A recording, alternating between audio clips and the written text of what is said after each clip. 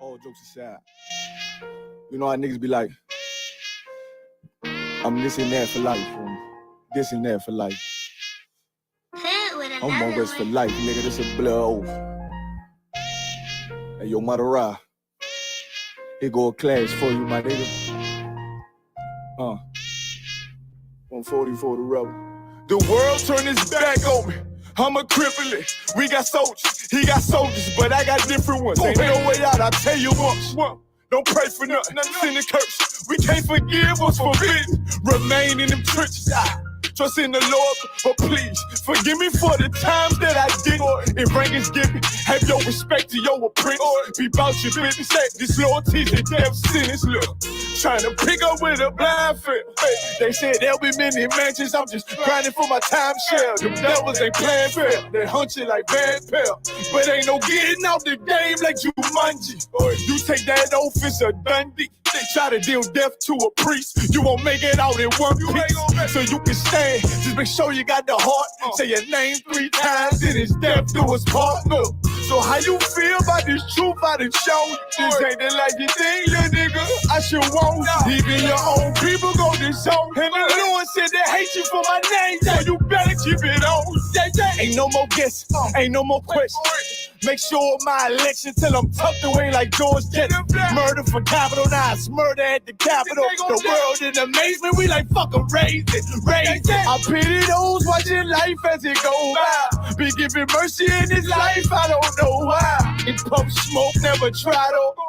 The dead at home, my brother be the dead, it's all out on. In the photo, salute my nigga. They like, how you stay focused? I told them I'm motivated cause of you, my nigga. Brotherhoods and weapons, still got weapons on the scene. Now I never do my niggas like Bishop did Raheem. Never mind in all beliefs, they under anesthesia. Shorty say she need me, say she wanna let that love go. Told her I let that love grow. But if I bring you to my bed, that's a blood oath. So, how you feel about this truth I done shown? This ain't the life you think, little nigga. I should want. Even your own people go this zone. And the Lord said they hate you for my name, so you better keep it on.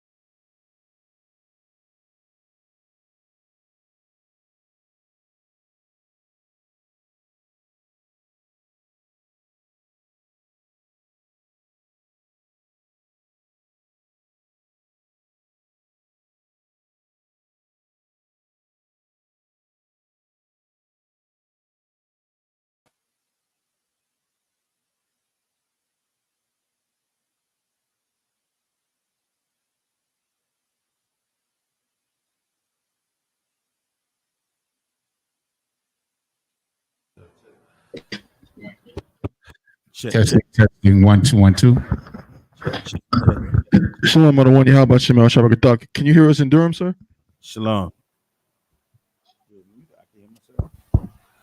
Con, I can hear you. Can you hear me? Con, I hear you. You sound a little bit low, but I do hear you though. Turn the main. It might be us. We might just have to adjust our levels. Turn that down. Turn that up. Nah, the white. Yeah. That's always check. Can you hear me now? Con, can you hear us? Con, can you hear me better? Keep going, Bunk. Con, sir. A lot better. Actually, let me just turn up some stuff. You might actually need to turn it down. So it was our fault, sir. Yeah, our levels were not correct. Con, I like it like that. Check. 1 2. Keep going. Check. So we live, type of one. Con, we live, sir. You good to go? You might adjust the focus on that thing, Bunk, yeah.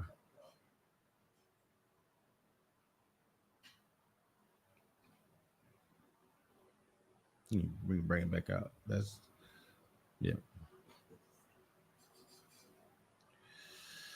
Hold on, I'm looking for something before we get started. Y'all don't mind?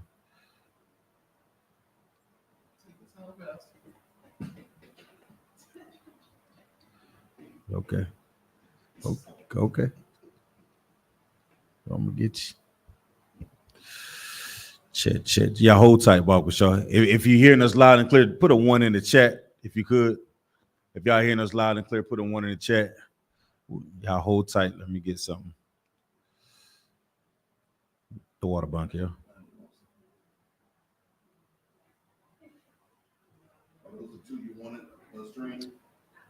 Come on, that's the water. Yeah.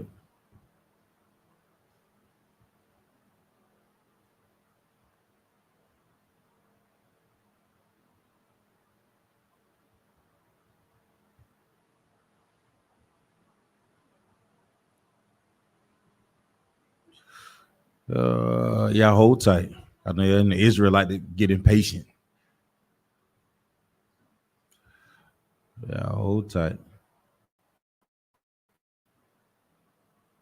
Israelite, let's get the show home, bunk, y'all. Who this big head Negro think he is? I ain't nobody. I ain't sugar honey iced tea. I ain't nothing.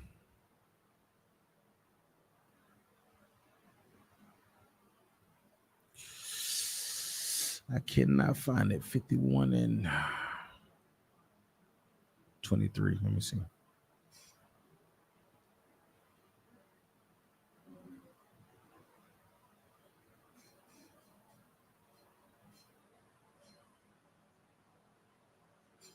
Okay.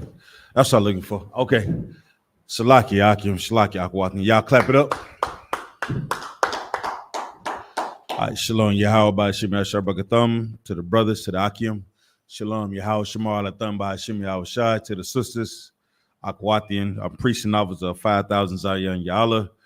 I'll be holding down the class for the scripture breakdown and the Brotherhood class tonight here in Fayetteville, North Carolina. We're the I.S.U.P.K, start out of 1 West, 125th Street, Hall, New York, operating on the command of General YAHANNA.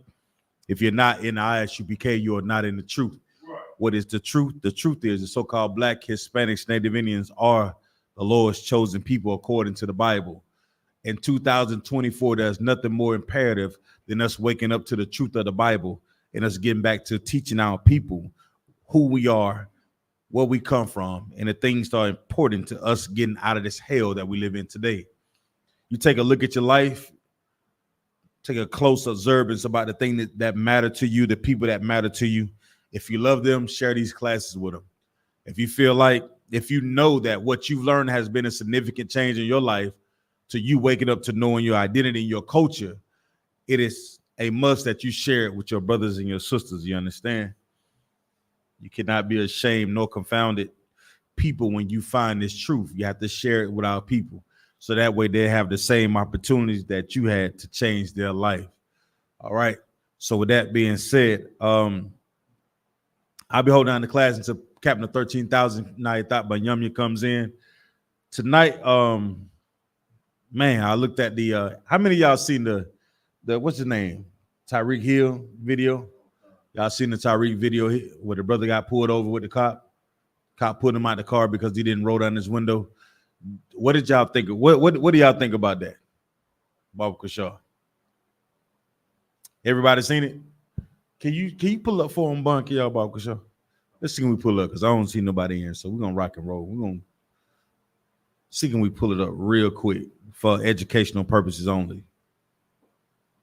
Educational purpose. You got some shades. It's on some of that top drawer. What kind is it? There's some in here, some gold right here on the right. Hot damn. That light bright. Ooh, player. Shalom, Christ, everyone. Hey, Shalom, Lord Christ. Shalom, Yahweh by Hashem Yahshua B'Katah. Shalom, Yahweh, Shalom, Yahweh. They got the body cam footage. Yeah, I want to see that. Okay, right. Tear my eyes up.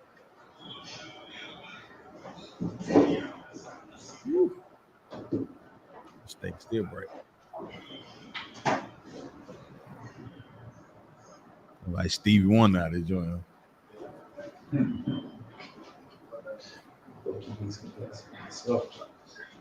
Oh, he can't share.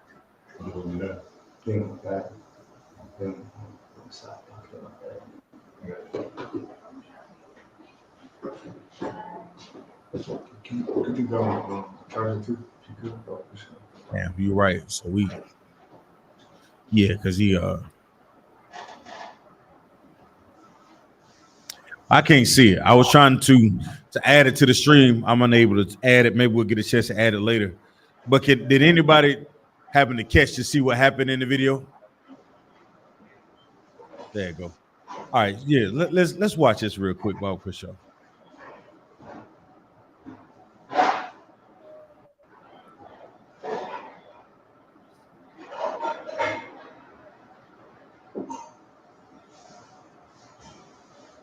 Nah, that's too hard. Good. That's good. Ain't tripping.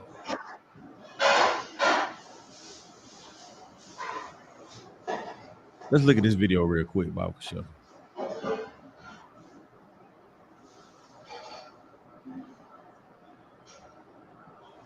I'm surprised they probably have a commercial on their bunk, y'all.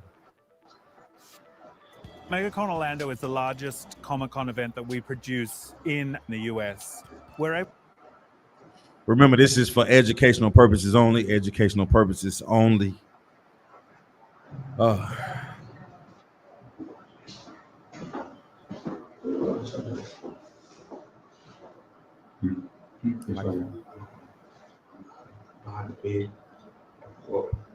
Check.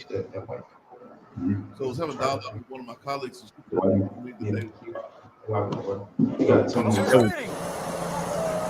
Yeah. So y'all, this is educational purposes only. This is a body cam of Tyreek Hill.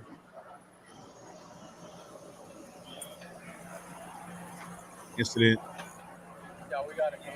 Football star. Multi-millionaire.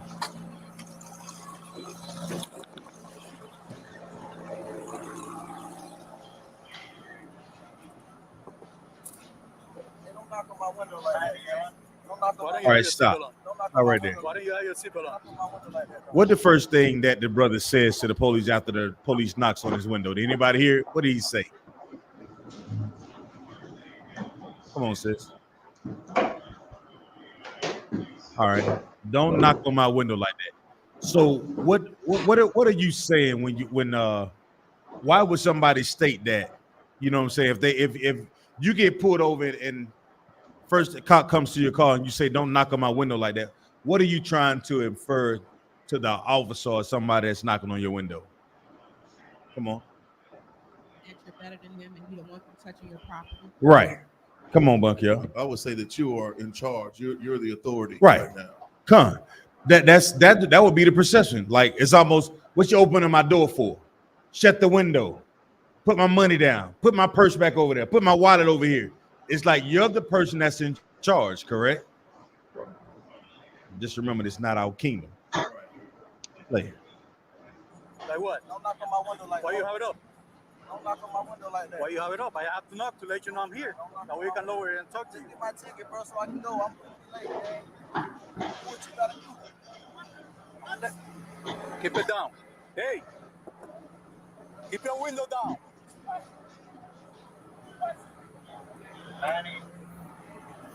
Stop. What do we see? We see a brother that is thinking what?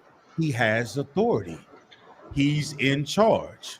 This is my personal property. I can do what I want to do. Right? Read on. Hey, keep your window down. Keep your window down. I'm going to get you out of the car. As a matter of fact, get out of the car. Get out of the car. Get out of the car. Get out of the car right now. We're not playing this game. Get out. Get out. Get out. Get out. Get out. Get out. Get out. Damn. What part of violence you in this thing? Hey, Drew, I'm getting arrested, Drew. I'm getting arrested, Drew. I'm getting out, bro. Damn, twin. When we tell you to do something, you do it. You understand? You understand? So now, we tell you. What is the officer doing? Exerting his authority. right? Now he's exerting his authority over this brother, right? Play on, Buck, yo. You're not confused. I'm getting out. Bro. Too late. Too late. All right, bro. Too late. Jail, bro. Do what you gotta do. We are. We will. Good, bro. It is good. Hey, don't worry about it. I hung up the phone. You stop crying. Bro, y'all. Come on. Good. Bro, you beating on my window like you crazy. Like he what? What y'all beating on my window like y'all crazy for? Now he's talking about you beating on my window like you crazy. Bro, dude, beating on my window like he crazy. I ain't do nothing to you. Damn. Hey, hold on, pull to the side, Joe. Have a seat. I'm gonna have a seat. Hey, have a seat. I'm finna. No, This is the part. Hold on, twin, hold on, bro. I just had surgery on my knee. bro. I just had surgery on my knee, bro. I just told you in your ears when we go there. We can close that out.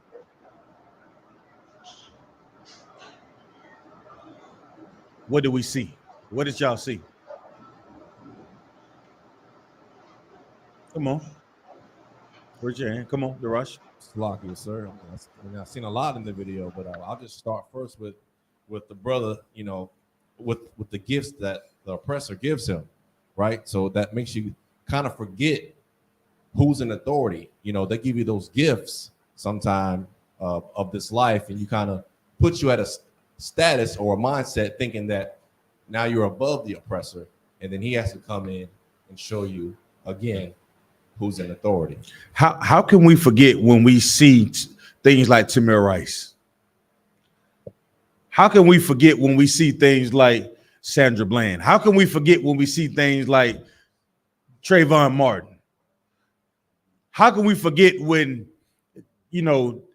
that Donald Trump say things like, if they don't want to get in the car, slam their heads against the door frame? How can we forget when they say things like, we come from shithole countries, if I may? What makes us think it's okay for us to forget? It's the idea. Come on. Salakia. Oh, Salakia. And with that, I'm going to turn the class over to Captain 13,000, Captain I Thought Banyami. Y'all clap it up. I can't see nothing. All right, where we at? Any questions? No questions. No questions right now. Like sir. Uh-huh. You did have a question from last week. You wanted to be reminded of. Oh man, I don't think I bring it to me. Let me hear the question one more time. So it was she said the ghost. Okay, she basically yeah, about the ghost and family members. Read the text. So like I sent you a text, but it wasn't exactly what she said. But I said question from class: the ghost and spirits, how they watch over us after they've passed on. How to watch over. So okay, let's go to first. What happens to us when we die? All right, which is go to Psalms. I believe is 104 and 28.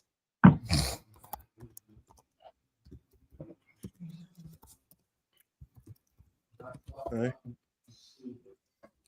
Everything okay with Durham?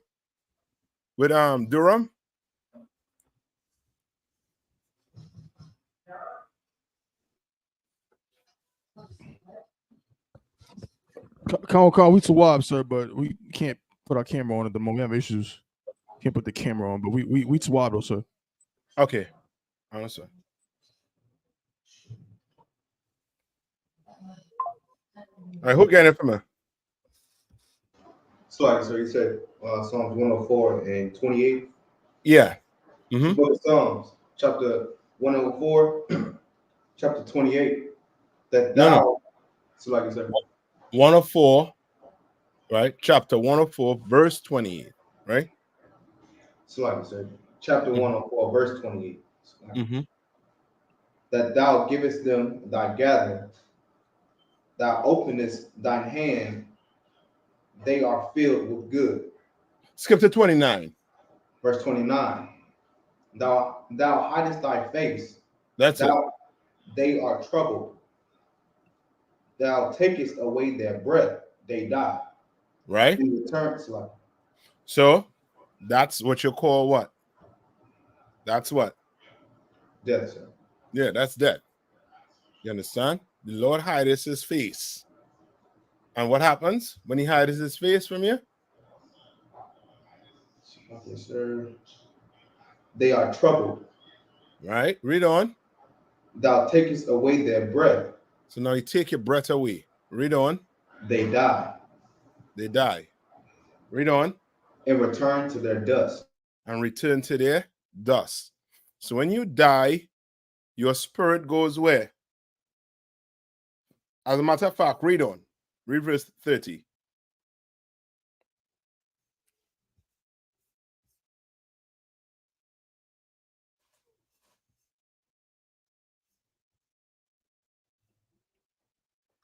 You hear me? Con, sir. I think his stuff went out. So like I said, can you hear me now? Yeah. Conquer. So like I said, I'll start over. Verse 30. Thou sendest forth thy spirit. They are created. And thou renewest the face of the earth. Right? That's what happens when you die. Right? When you die, your body goes where? Into the ground. Your spirit goes back to the Lord. Right? And then he does what? In verse 30, in 30? Renewest thy face of the earth. Right? Now read verse 30 again. This is book of Psalms, chapter 104, verse 30. Thou sendest forth thy spirit. They are created. Right? And thou renewest the face of the earth. Right. So this here speaks about what? Where your spirit goes after you die, sir. No, this part here is speaking about what? It's like it, sir. A reincarnation. Reincarnation. So when you die, your body goes into the ground, right? What's it saying? Dust to dust, right? Your body goes into the ground, your spirit goes to the Most High, and then He decides when you come back, right? The Bible say, I think a generation, right? But nonetheless, that time that you come back is dependent on the Lord. Okay. Right? Right? Yes, that's reincarnation. And now that whole thing where they get the like they seen your loved ones, right? That's I think General explained it a little bit last class. Do y'all know the story with King Saul? Come on, sir. And you all know where it is? I'll have to find it, sir. I'll find it quick for you all. You good? Go to 1 Samuel.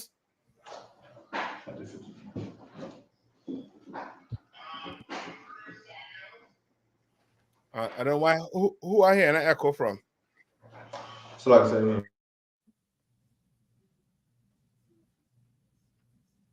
go to 1 Samuel 28 and 7.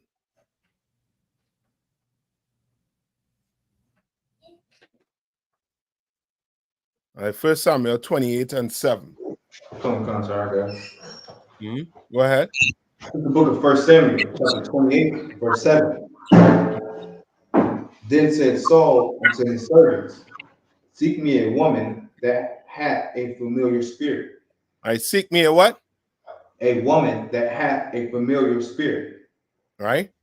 A woman that has a what? A familiar spirit. Right?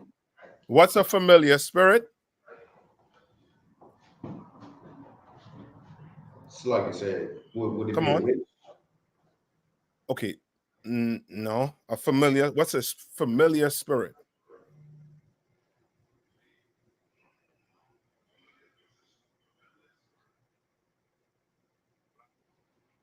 Salakia, sir. Come on. A familiar spirit is when they con you into believing that they could talk to one of your relatives.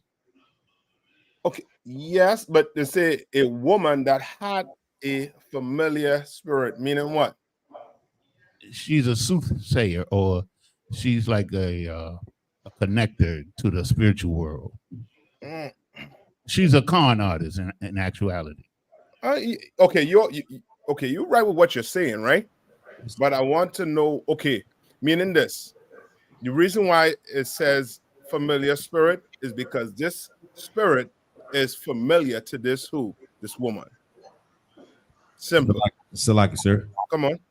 This just had a demon. Right? Yeah. Okay.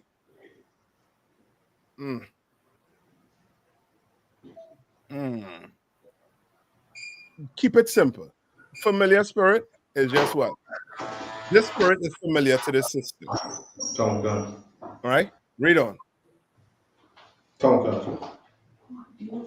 That I may go with her and inquire of her. Mm-hmm.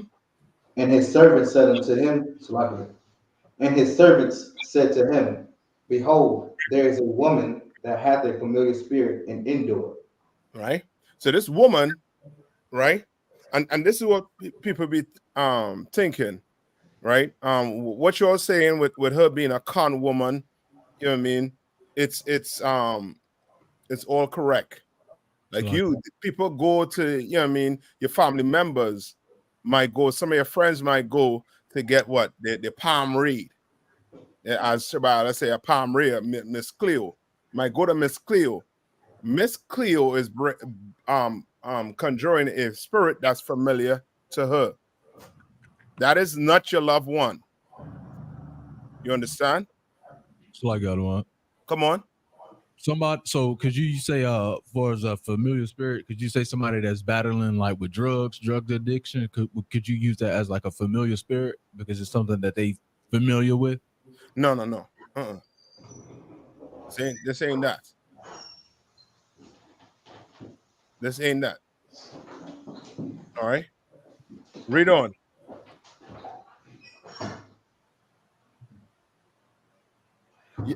I don't know, Yanis, are you also good down there? You'll have a young officer in your room there.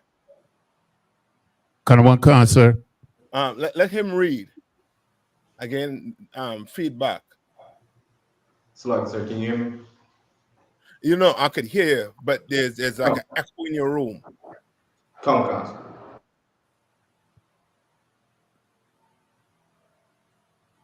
Right? We at 1 Samuel 28 and get to verse 8. Go to verse 8.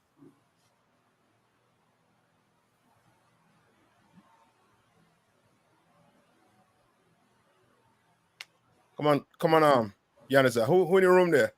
No, Salaki, sir. We all 500s here. Okay. Then So that's somebody read it for me. I can read it, sir. Okay, go ahead. Tawada. Salakia, sir. It's Trooper Daraj. Salakia, Officer Daraj 50. I go ahead and read it for you, sir. Tawada. This is the book of 1 Samuel, chapter 28, verse 8. And Saul disguised himself and put on other raiment, and he went, and 2 men with him. Mm-hmm. And they came to the woman by night. And he said, I pray thee, divine unto me by the familiar spirit, and bring me him up, whom I shall name unto thee. You understand? So he went to this woman in disguise. Why did he go in disguise? Salaki, sir. Mm-hmm. Because at the time Saul was like getting like I don't know if he was unalive or just getting rid of like people who was dealing with divination and wizards and stuff like that. Yes. There's a law. You can't be a wizard. You can't be a drug dealer. You understand? You can't be a witch. You cannot be that in Israel. Those things were forbidden. And Saul knew it. That's why Saul disguised himself. Read on. Verse 9. And the woman said unto him, Behold, thou knowest what Saul hath done, how he hath cut off those that have familiar spirits. Right. Read on. And the wizards out of the land. Wherefore then layest thou a snare for my life, to cause me to die. Right. So Samuel, right, made a decree that if you become a what? A wizard, a what? You dealt with familiar spirit, you were going to be what? Cut off, meaning that was it. You was done. You was going to die. You understand? Read on. Verse 10.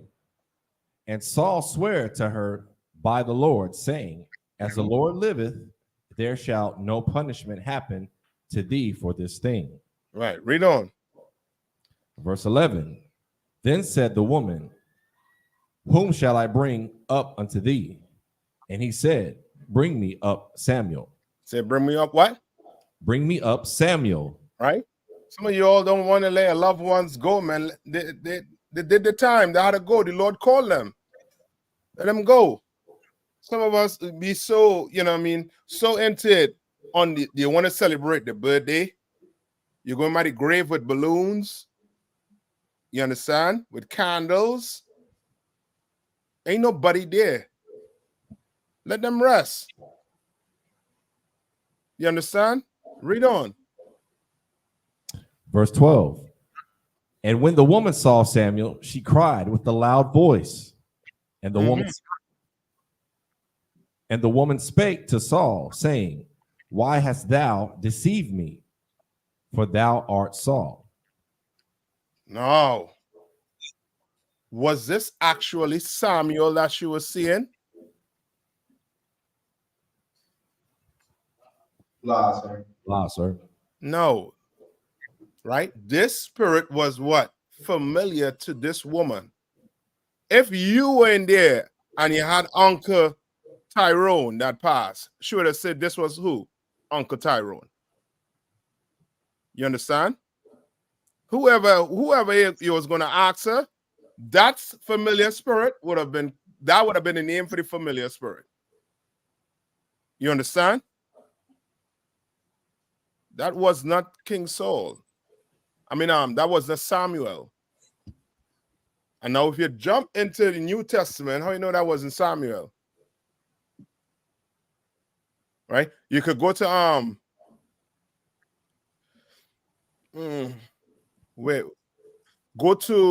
let's go to where I think Christ said it out of his mouth. You know what we're going to?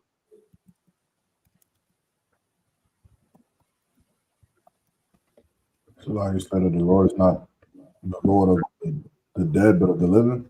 Yes. Right? Matthew 22.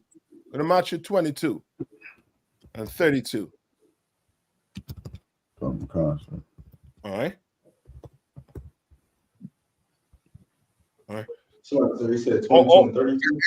Mm-hmm. Now, where do they get this from? Where do they get this from? They get this from where? The Christian church. Why? The Christian church. What does the Christian church say about the Holy Spirit? What do they refer to the Holy Spirit as? Salaki, sir. Come on. It's a ghost, an apparition. A ghost. A ghost, which means it's a what? Which means it's a what? Familiar spirit? No, okay, not familiar spirit, right? Remember, okay, hold up. I don't want to give you it. All right, just put the Christian hat on. Just put the Christian hat on for 1 minute. For 1 minute. Sluggy, sir. Come on. So you saying what do they believe the spirit is, since they say it's a ghost? Okay, why do they call it a ghost? Because they think it's like a person. Yes. It's something separate from the Most High. But you know that the Holy Spirit has to deal with what? The Most High. That's the Most High what? His spirit, sir. Say one time? The spirit, sir. Yes, but okay. So can you have the Lord's Spirit? Yes, I.W.B.K. That's it. His vibe. His vibe. That's it. You know, the Holy Spirit is that vibe that you have. You understand? And that vibe is what? You don't eat pork, you don't eat crab, you don't eat shrimp, you don't smoke weed, you don't smoke on the whole. You understand? You don't do interracial marriages. You don't do these things. Right? Right? Read on. No, yeah. Read Matthews for me now. This is the book of Matthew, chapter 22, verse 32. I am the God of Abraham and the God of Isaac and the God of Jacob. Mm-hmm. God is not the God of the dead, but of the living. He's not the God of the what? God is not the God of the dead, but of the living. Right. You understand? All right. Ain't no spirit of your dead uncle watching over here. That nigga used to eat pork, Salakia. Used to smoke. He did all manner of evil, all manner of sin. And now he watching over you. So who was watching over him while he eat pork?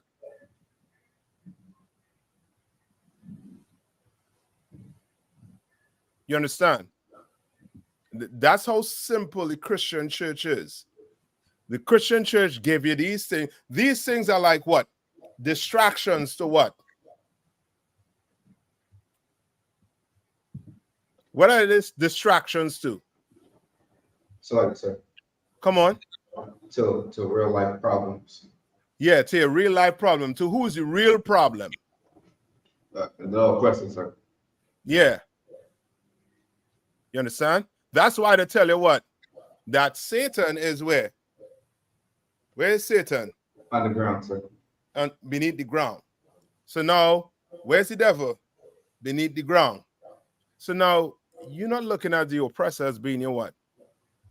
Your devil. The devil the Bible speaks of. You understand? Now, you're not focusing on doing what? On doing what the Lord said to do so you could have the Lord vibe, so you could have the Holy Spirit.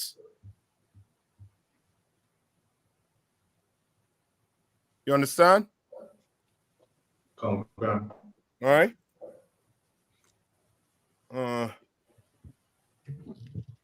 And I think there's another question there in the chat. Come on. So we have another question from Siana. Says, Salaki, sir, if I may ask, is it lawful or unlawful for you to take part in your work holiday theme parties?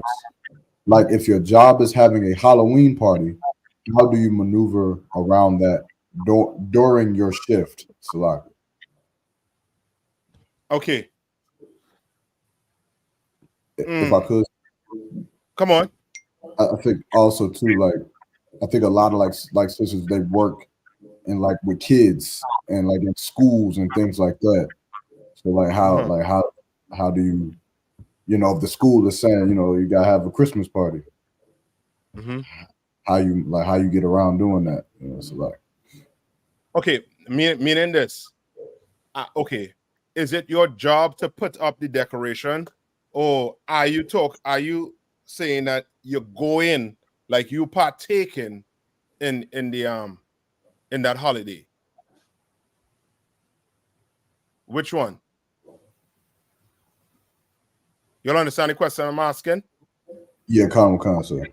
Right. So it's like if you are at CVS might have a Halloween theme, right? So they might need you on your shift to put up Halloween pumpkins or whatever. Right? What do you do? Sorry, sir. Mm-hmm. So that wasn't in my job. Like when I applied to work here, I didn't get the job that I said I had to add decorations to the window. I don't know. It's a lot. Come on. Salaki, sir. Come on. if I could, I would imagine you just, you put if that's, what I'm saying, that's part of your, maybe not your job description when you first worked there, but usually with jobs like that, they be having you do all kind of stuff that you didn't necessarily sign up for. So you probably would just have to put up the signage. But if they be like, oh yeah, we're gonna have a work Halloween potluck, you can just be like, nah, I don't do that. You know what I'm saying? Yeah, you don't that's have it. to partake in that stuff. Yeah, it's no different than a brother or a sister working in a meat factory that has what? More than likely gonna have what? Pork in it, right? But there's gonna have ways you're gonna what? Have to deal with that pork. Meaning what? Right. You're gonna have to wear gloves. You might have to wear certain clothes so that it doesn't get on you. You understand? But those those type of jobs you want to try to steer yourself away from. You So understand? Come on. If I could, to obviously Yarmock's point though, like with say teachers and people that deal with children, a lot of times they'll have those kind of activities almost a part, like built into it. So like, what I'm saying? Like, well, this year, this month is Halloween month, so everything is Halloween themed, like Halloween themed pins, Halloween themed arts and crafts. So it's like, a sister like that or a brother in that situation, what I'm saying? Like, how would they, get it? Would it be the same thing with like putting other decorations? Like, you just got to do the activities and then that's that. And that's it. Whatever what you there to do, you just there to do what you have to do and just go home after. You are not partaking. You're not partaking in the activities. You're not saying happy Halloween and that type of, You're not doing that. You understand? That's your job. You're doing it. If you have to do it, if you could find a way around it, then find a way around it. You understand? You might want to talk to your supervisor. Tell your supervisor up front, I don't celebrate Halloween. I don't do these holidays. It might not end well for you, but at least you let them know. You understand? Common concept. All right. Common concept. All right. Any more? Common concept. Yeah, you're also lucky.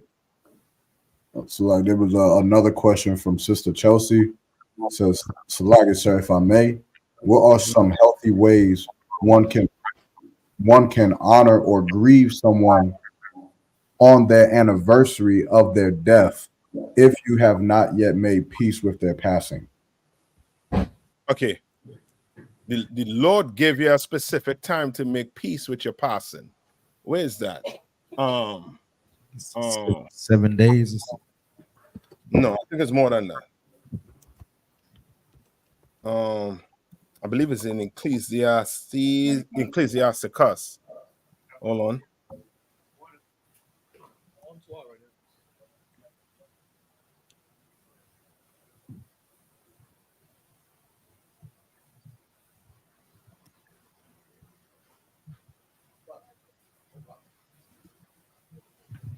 Salaki, sir, are you looking for Ecclesiasticus chapter 3? Where it just says a time for every season? No, that's Ecclesiastes. I'm looking for in Ecclesiasticus, where it gives you Salaki Adawan. Come on.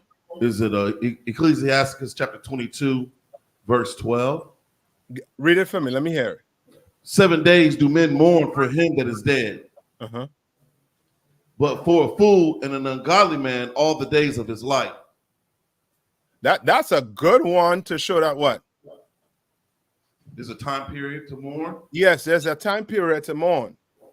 Now read that one more time. The book of Ecclesiasticus, chapter 22, verse 12. Salakia. 7 days do men mourn for him that is dead. But for a fool and an ungodly man, all the days of his life. So we can read verse 11 if you want. Let me go up to verse. But why does it say a fool for the rest of his life? Because it's a vain thing to continue to mourn over, someone that's dead. I mean, it's pointless. Why? you're not getting any closer to them. So like I said, Bring them back. so like it's food and mourn for somebody who's back on earth again. They back again. That's it. Because we believe in what? Reincarnation. The Bible teaches what? Reincarnation. So you mourning for the rest of your life when the person could be where? Right back on earth. Remember, the Bible say what? God is not the God of what? Of the what? Dead, but of the living. You understand? So he gave you a specific time to do what? To mourn. But read on. So, Salakia, sir. Mm-hmm. The book of Ecclesiastes, chapter 22, verse 11. Mm-hmm. Weep for the dead, for he hath lost the light. Mm-hmm. And weep for the fool, for he wanted understanding. Mm-hmm. Make little weeping for the dead, for he is at rest. For he is at what? At rest. He's at rest. Meaning what?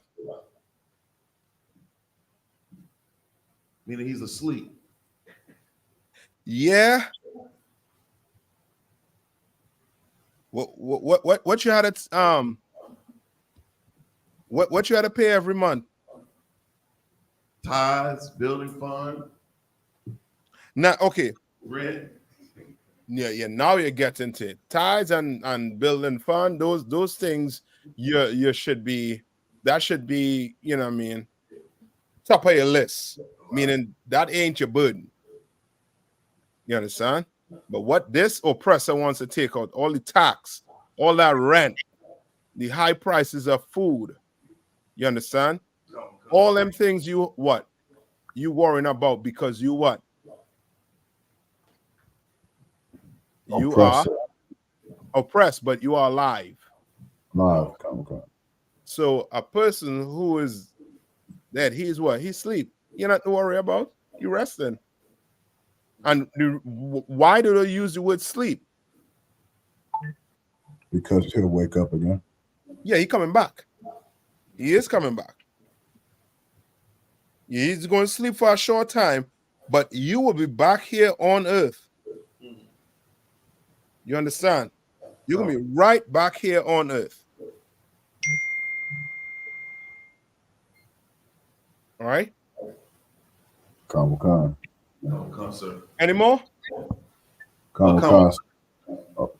So like it says, but the life of the fool is worse than death. Yeah, well.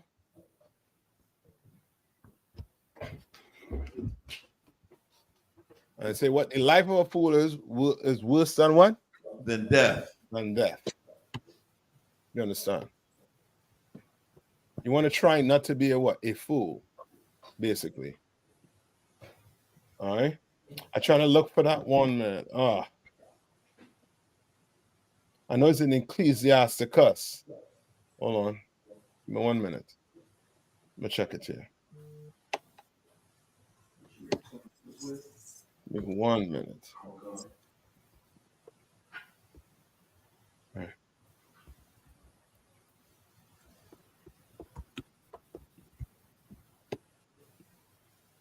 $41. And hold on. Let's see something.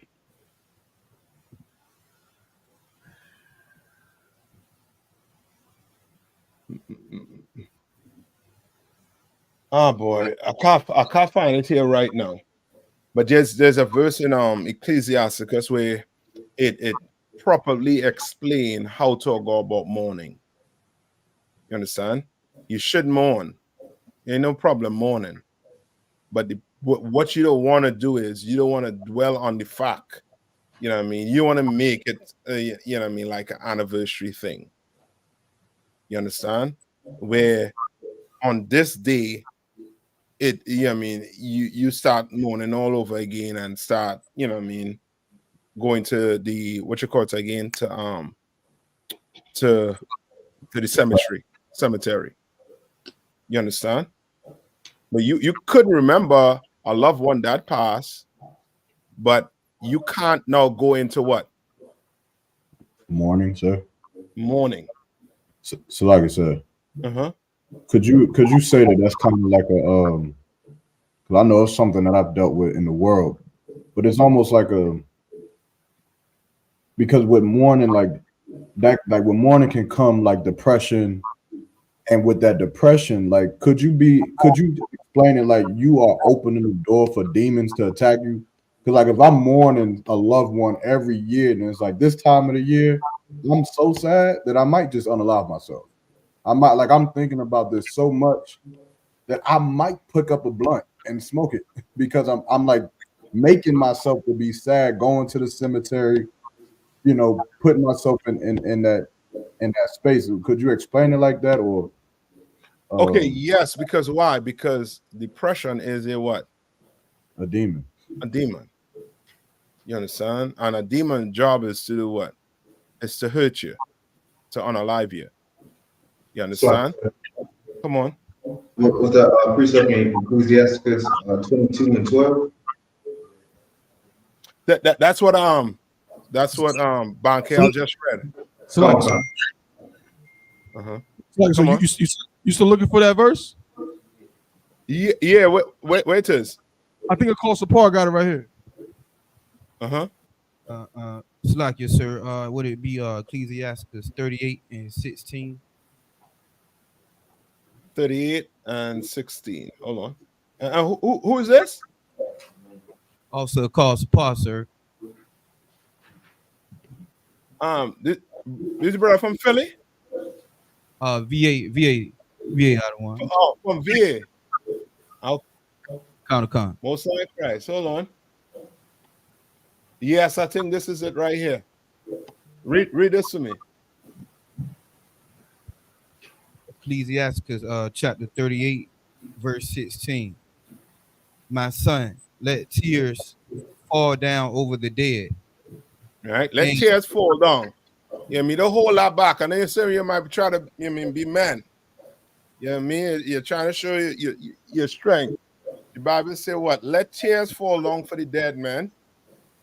You know what I mean? You lost a loved one, let them tears fall. Read. And began to lament. As if thou hadst suffered great harm thyself. You understand? Read on. And then cover his body according to the custom. Right, according to the custom. You understand? We have a custom in how we bury our dead. Right? We don't burn with dead. We what? We bury our dead. Right? Read on. And neglect not his burial. Don't neglect his burial. You understand? A brother or sister pass on, you get them a good send-off. A proper send-off. Don't neglect to do it. Read on. Verse 17. Weep bitterly. And make great moan. And use lamentation. As he is worthy. And that a day or two, lest thou be evil spoken of. And then comfort thyself for thy heaviness. Right, and then comfort thyself for thy what? Heaviness. All right, read on. Verse 18. For of heaviness cometh death. And of heaviness cometh what? Cometh death. All right, read on. And the heaviness of the heart breaketh strength. Right, breaketh strength. So you don't want to be the one to be doing what? Dwelling on the fact that you lose this loved one. You have time to mourn, you mourn for that time. And then let that go. Why? Because that person, if that person was alive, that person would want you to do what? You want you to live. You want to live for that person, right? You want to ensure that person come back on the earth, you know what I mean, to see, you know what I mean, a kingdom. Then guess what? You're going to have to stop mourning at some point in time and realize this nation have a lot of work to do and get to it so that when your uncle or your aunt come back, they ain't coming back not knowing who they are, where they come from. They ain't coming back not knowing who the enemy is or who the oppressor is not. You understand? They're going to come back in a kingdom where they're going to know the truth according to the Bible. You understand? But if you continue to mourn, then guess what? We ain't gonna reach nowhere. We ain't going nowhere. All right? Okay, sir. Any more to that? I think that is it. But this is not the one. There's another one I'm gonna vex.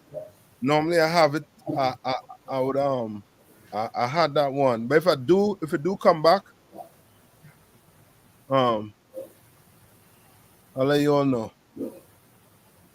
All right. I think that's it for that, right? Anything else? So there's another question from Sister Najee. Come on. Says, Salakia, sir, if I may ask, how do you deal with family? How do you deal with? I guess your family thinks your husband is a Mason. How? Okay.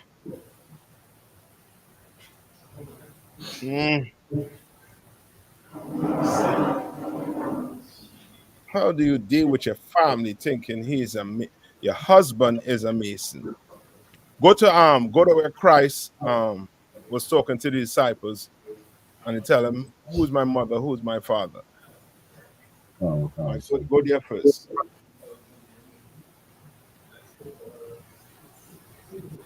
All right. And you know what I mean? Like how you gonna convince them that he is not a Mason? He might have to talk to them, and if you speak to them, and they still think he's some type of Mason, well, Lord be with them. I you know what I mean? Lord be with them, but the focus should be on what you think your man is. Right. What you think your man is? Do you think your man is, you know what I mean? If he is any truth, if he's a priest of the Lord, because theirs is irrelevant. Because if you're saying that's your man, what does the Bible say about a man and a woman? That they twine are one flesh, sir. Yes, become one flesh. Give me that give me that first where it says a woman leaves her father's house, and the man leaves his father's house too, and they both become one. Okay, I believe that's Mark chapter 10 verse 8. Get it from me. Okay.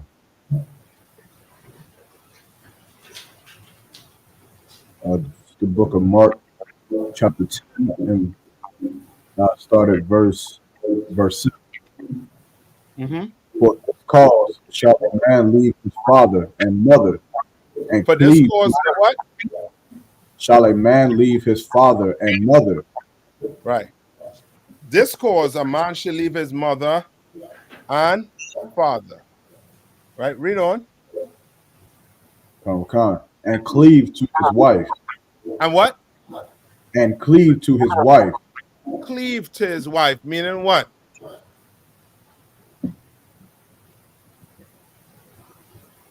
So I can say. Come on. That he should live with her or be with her, sir. Okay. More. Okay. What does cleave means? Cleave. So like I said. Give me the dictionary. And I way picture it.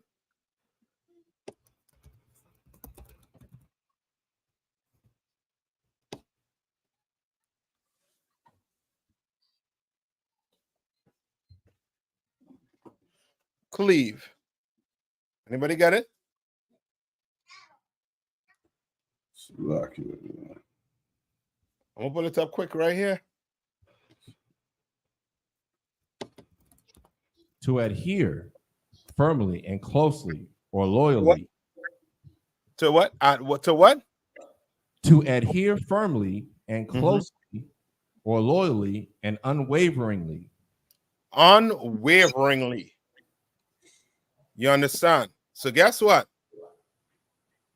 That's your wife. That's why it's very important who you stick that, you know what I mean, that joint in, that rod in. Is very important. You understand this? You understand? Why? Because now you're going to do what? You're going to cleave onto her. That's yours. That is not mine. You understand? That's yours. Read on. Go back to the scripture. Mm-hmm. For this cause shall a man leave his father and mother and cleave to his wife. Mm-hmm. Verse 8. And they twain shall be one flesh. And it what? They twain shall be one flesh. The twain shall be what? One flesh. Meaning they what? They are one mind, sir. Yeah, they're one mind. You understand? You can't go and say you want to be, you know what I mean? You want to go marry this woman, and then you do not want to do what? You don't want to do what? Be together in one second. Say that one time? So like I said, that you were asking like if a person doesn't want to be with them, sir? No. You don't want to Not deal with be with. Cleave. Cleave. Cleave. You understand? Come. You understand? You want to cleave. Come. You don't understand. You don't understand the seriousness of marriage. If you do not understand the seriousness of marriage, then guess what? You should be what? You should be single. Yeah, you should marry. If you don't understand it, if you ain't ready for it, you understand? That's why it's very important that you follow what? It's very important. Follow the Most High, sir. Somebody saying it. Protocol, sir. Yeah, follow that protocol. That's 6 months rule. It's gonna help you out a whole lot. I seen laws, I seen everything but protocol. Follow the 6 months rule. You see a sister, bring her into school. Why don't bring her into school? Give her 6 months. See a man you want to be in, try him out, bring him. Say, yo, these brothers in Durham and Fayetteville, Charlotte, they having classes. Come in. You change your life. You give the other person the option to change their life too. You understand? But when it's not done that way, then we might run into somewhat. Might run into some issues. Might. You understand? But you want to follow that 6 months rule. You want to try to do that as best as you could. Right? Where's the other scripture I asked for?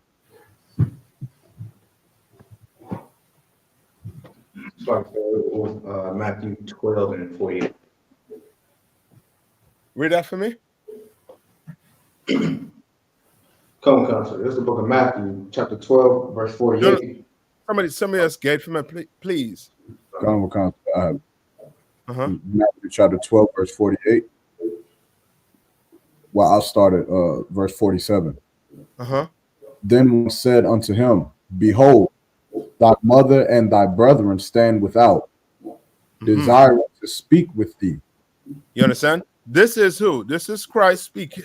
No, this is I forget who was talking to Christ, but that person was telling them what? Your mother and father, your family members, they're outside, they're waiting to talk to you. Come. Right? Read on. Verse 48. But he answered and said unto him that told him, Who is my mother and who are my brethren? Who is my what? My mother and who are my brethren? And this is one of the hardest thing, you know what I mean, brothers and sisters, you know what I mean, might see themselves going through, coming into the truth. You understand? Con. This is one of the hardest things you're gonna find. Finish it off, Yerma. Verse 49.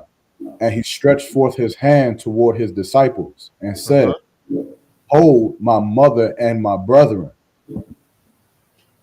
Verse Right. 50. For whosoever shall do the will of my Father which is in heaven, the same is my brother and sister and mother. You understand? Christ was basically telling his disciples what? You in here in the truth? You my what? My mother, my father, my brother, my sister. When you come into the truth, you're gonna get a brand new what? Family. Brand new what? Family, sir. A brand new family. So who cares if mommy and daddy think your husband is a Mason? Who the hell cares? If they want to be that ignorant, who the hell cares?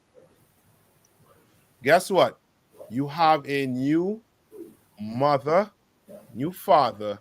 You have everything you need inside this school right here. You understand? We family. You understand? But you're going to have to come in to this family and you're going to have to do what? Do the will of the Father, sir. Yeah, do the will of the Father. Meaning what? You're going to have to do what? Obey everything that's in that Bible. You can't want to come in here and say you want to be part of my family and you're doing what? Eating pork, crab, shrimp, and lobster. You're lying. You're murmuring. You're smoking weed. No, you're going to have to come in here and give up that to be part of my family, to be part of this family. You understand? Because the will of the Father is not for you to do what? For you to roll a blunt. That's not the will of the Father. That's your will. But not the will of the Father. You understand? Right? Any more on that? Salaki, sir. Come on. I don't know. Just going to the sister's question, I just think about Masons celebrate Christmas. Masons celebrate Thanksgiving. A Mason is going to celebrate his birthday. But a brother that's going to do the will of the Father, that's going to be obedient to what's in the Bible, he's not going to do, or she's brother, he's not going to do any of those things. So it's almost like they're really just making mockery of your husband. Really, your husband is an outstanding brother that's want to stand for the Lord, but being a Mason actually goes against serving the Most High. Yeah. All right. I want him, you know what I mean? I want him, I'll focus more so on, you know what I mean, what you know what I mean, what the wife thinks about the husband. You understand? That family member, you really, it ain't no convincing that family member, nothing. You don't have to convince that family member about anything. You understand? But how you see your husband. What are you doing for your husband? You understand? Focus on that. Zone in on that. What you doing for the truth? What you trying to do? Those are things you want to zone in on. But mommy and daddy, you got, you know what I mean? Send up 2 prayers for them. Because that's as much as you could do. You understand? Go to Old Wine. You don't know what I'm talking about? Sir.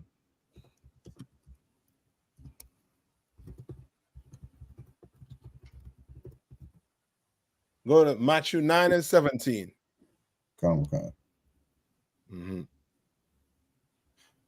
This is Matthew chapter 9, verse 17. Neither do men put new wine into old bottles, else the bottles break, and the wine runneth out, and the bottle perish. You understand? And that's what brothers and sisters got to understand. You can't come in here and do what? And be the same. You can't come in here and say what? You caught up with the opinions of who? Your family in the world. With the opinions and everything else, and not trying to focus yourself on doing what's actually what you can't do that's in the truth. You understand? It's too conflicting. And guess what's going to happen? Read one more time. Okay. And the bottle perish. The bottle is going to perish, meaning what? It's going to break. So, oh, come on. It's going to burst. Go ahead. That the person's going to fall out of the truth, sir. Follow the truth. You name it. The person is going to be done. They're going to be done. You know what I mean? Before you know it, you look to, you know what I mean? You look to the right, to the left, and you ain't going to see that person no more. You understand? You ain't going to see them no more. I mean, so many times we worried about what, you know what I mean, what your friends and your family member think about you being in the truth. Now, if you got to worry about that, maybe you don't need to be in here, really. If you got to worry about what people think about you being in here. If you want to be loved, I don't think you're in the right place. You might want to go to the Christian church right around the corner. They got all the love and happiness you could find in there. You understand? All right? I think that's it on that. Come. Any more questions? Come, sir. Come on. This is a question from Sister Shantaray. It says, Salah, sir, if I may ask with your grace, what would be your advice on maintaining sisterhood/relationships with other sisters if you live far away or you barely see them? She asks, how can you make or keep genuine connections with people in the school? How? Give me the one with communication. Come, sir. All right. Give me the one with communication. All right. You can't do it. All right. What's your first step for this to occur? What's your first step?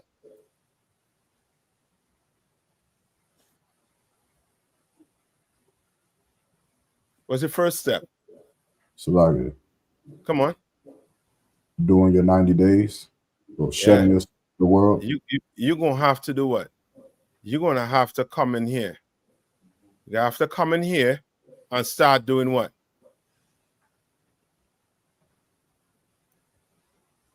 Changing, sir. You're gonna have to change. You're gonna have to become somebody who you were not. You understand? Come. Right? You're gonna have to come in here and become somebody brand new. Most of us like to say what? Most sisters like to say they're who? They're all the righteous sisters in the Bible. I'm Esther. Give me some other names. Deborah, sir. Yeah. What's the other one? Esther, Deborah, Sarah. Oh yeah. Oh boy. Don't forget Sarah. Ruth. All these women, they all had a trait in them though. What was that one trait that was in them?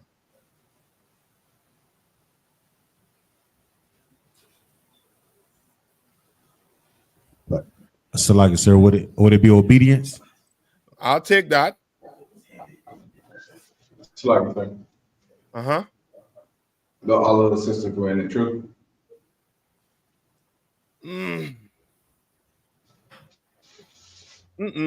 No. They were 100% feminine. Oh yeah. Okay. 100% feminine. There's no need to argue with a sister in here. There's no need for brothers to argue. You understand? There's no need for that. And you better not do it in here. You're a woman You running your mouth up in here. You causing problems up in here. You are going to bring shame to your house if you are married to a brother in here.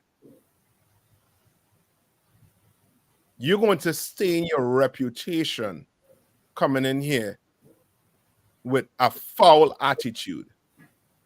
You come in here, you better be 100% feminine. Better know how to speak. You understand? How to say, yes, sir. You have a man at home, you should be calling him Lord, my Lord. So you could fight whatever demon in your mind. You understand? Fight it. Whatever demon in your mind. So you know your place. You understand? Give me the precept I asked for. This is Hebrews chapter 13 and 16. Mm-hmm. But to do good and to communicate, forget not. Forget what? Forget not. Forget not. Don't forget how to communicate. There's a way to communicate. This is the first time you're speaking to a sister. First time you're communicating. What should be coming out your mouth? Shalom, sis. Yahweh Shematha Bashim Yashai. And that sister should return. And if you don't know how to say it, force yourself to learn how to say it. Force yourself. Have the paper right in front of you while you're on the phone. Says, hold on. I'm going to get this. Shalom, Yahweh, Shema, Al. Force yourself to do it. I mean, some of your sisters come in here, you're going to have to share your man. You're going to have to share him. There's no question about it. So guess what? He ain't going nowhere, and his other wife ain't going nowhere. So guess what?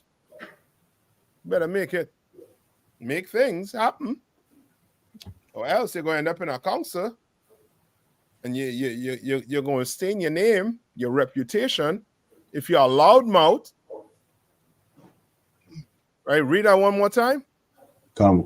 This is Hebrews chapter 13, verse 16. Uh-huh. But to do good and to communicate, forget not. Mm-hmm. Read on. For with such sacrifices, God is well pleased. For what? Such what? Sacrifices. It's a sacrifice. It's a sacrifice. You understand? And with such sacrifice, the Most High is pleased. I'm 99% of the time is the way you all speak to each other. You understand? That other 1%, I should say, is this. Go to I think it's Matthew, no, Philippines 2:14.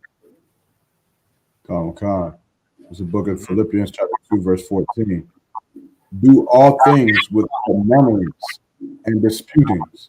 Do what? All things without murmurings and disputings. What is murmuring and disputing? Just think about it this way.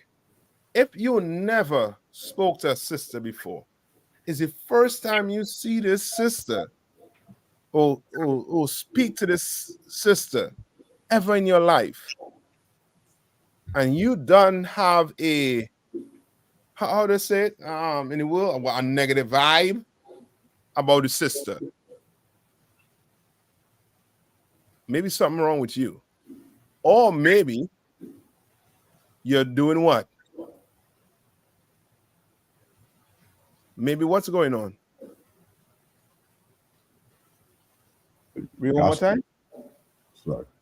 Do all things without murmurings and disputings. You understand? You want to stop the what? The murmuring. Stop the murmuring. Your sister come in here. You come in here, sit your butt in that seat, and you what? You learn from the men of the Lord. You learn. You have a husband. you do what? Your whole zone should be what? About him. See other sisters, you should be doing what? Greeting them with what? With respect. Talking to them with respect. You understand? Come. And once we start getting these things out, we stop doing it, stop the whole gossiping, stop the whole the disputing for no reason. Maybe it boils down to jealousy. Who knows? I don't know. Until I talk to you, or until you're in a counsel.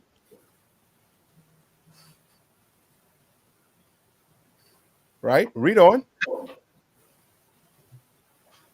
Common concept.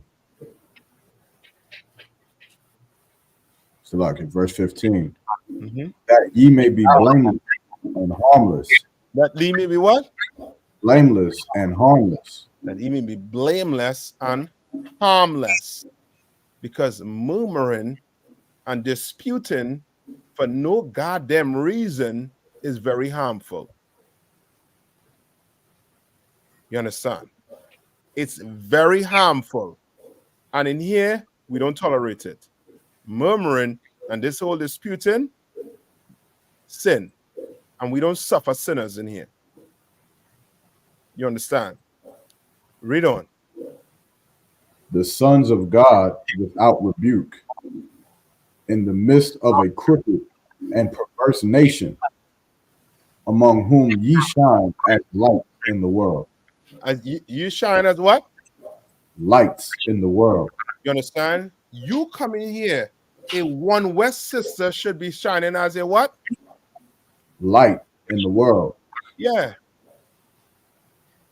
They should be able to see you and be like, she ain't no Christian. She ain't no Muslim. What is she? But if you gossiping, if you disputing, you have the whole mindset, well, this sister don't like me. When you never spoke to this sister before, you speak to this sister, and the way you are communicating, it's, you know what I mean, it's off.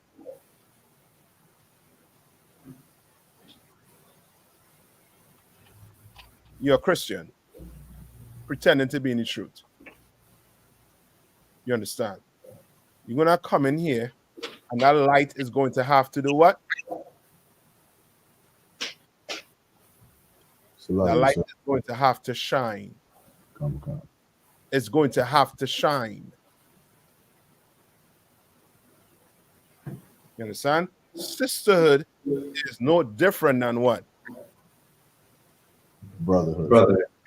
Yeah, it's no different than brotherhood. What I'm telling you here about sisters is the same thing when it's dealing with brothers. You talk to a brother with some kindness. So a sister, you speak to each other with some what? Kindness.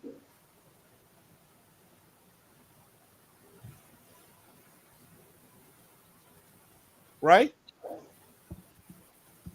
Oh, God. Hold on.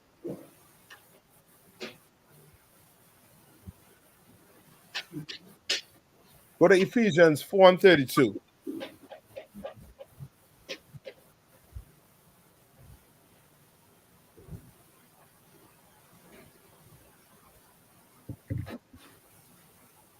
Oh, God. This is the book of Ephesians, chapter 4, verse 2.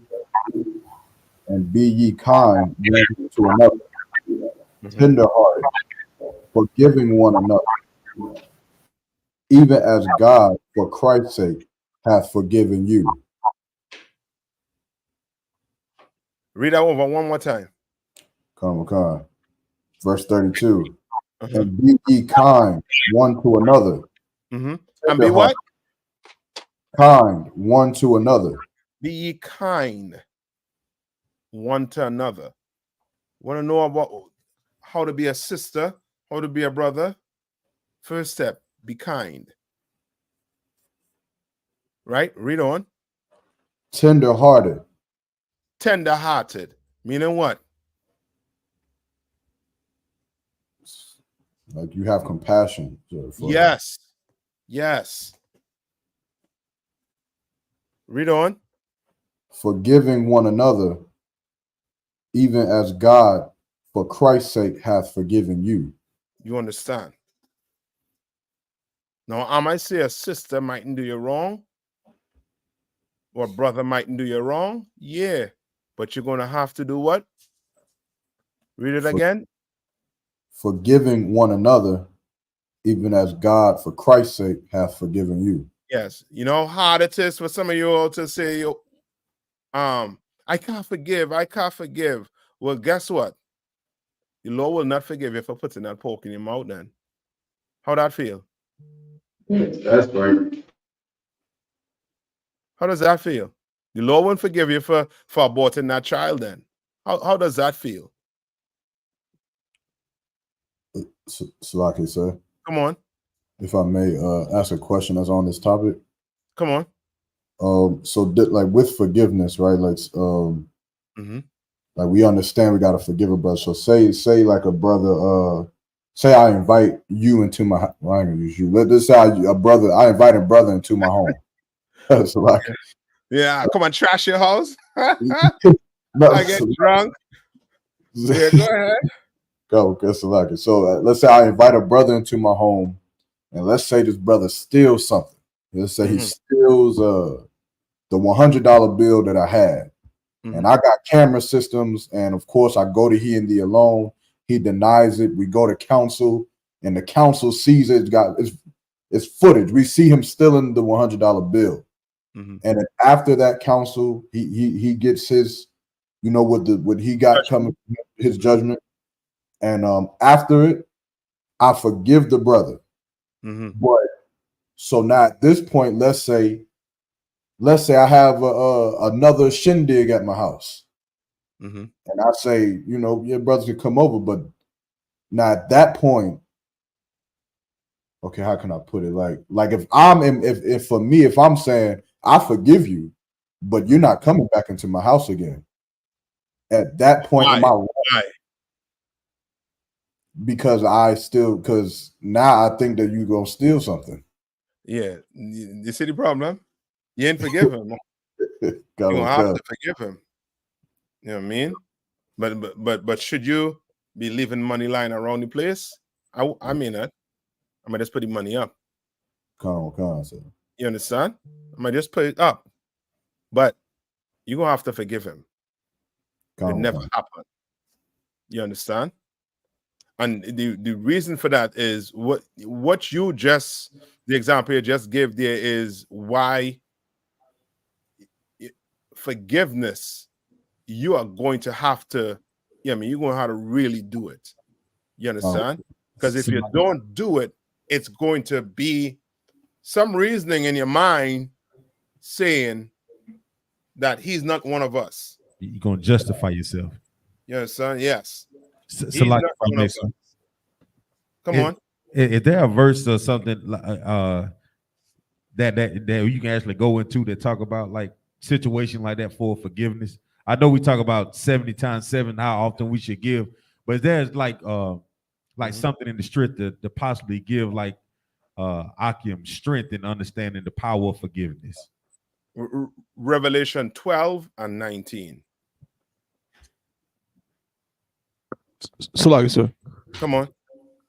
If I could, just a question along with this. How you describing it, is that like, you know what I'm saying, more specifically in terms of dealing with a brother in the truth versus, you know what I'm saying, we supposed to love, you know, all Blacks, Hispanics, and Native Indians, but let's say my sister in the world or something, right? She borrowed money from me. She said, can I borrow such and such? I'll have it back to you, right? And she don't get it back to me the first time.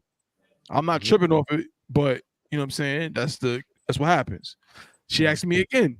I let her borrow some money. I say, I need my money back. She don't give it back to me. You know what I'm saying? Or you know what I mean? So does that forgiveness, now again, I'm not gonna hate my sister, like I can forgive her, but you know what I'm saying, like the next time she asks me for money for whatever reason, would I be wrong then? Would I be violating what Christ said about 70 times 7 if she asks me for money again and I say hell no, you're not violating. Okay. You can't lend any money. And that's it. Because such and such. You understand? And you know what I mean? You lending somebody money in the will, you might as well count that, you know what I mean, that done, that gone. Calm concept. You understand? And if you want to do it right, you understand? The school have a way of doing it. Now, if you want to, you know what I mean, make some I say some vow between you and a brother, puts it into money. That between you and that brother. Okay. You understand? No, Okay. if you all fall out, we gotta go to counsel. And the question, you know what I mean? Then you gonna have to answer questions. He's gonna have to answer questions. Okay. You understand? All right. It's like yeah, Mark. No, I was just asking, could you use Ecclesiasticus 12:4 as a precept to what you just explained? Come on. It says, give to the godly man and help not a sinner. Okay.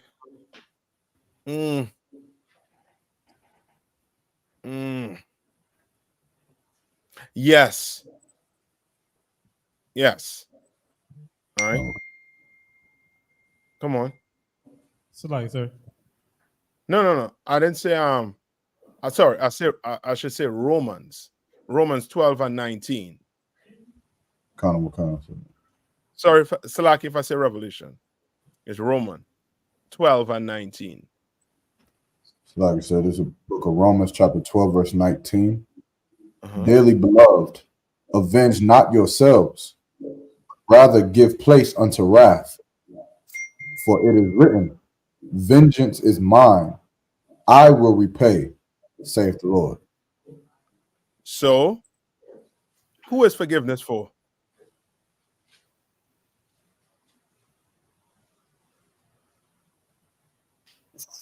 For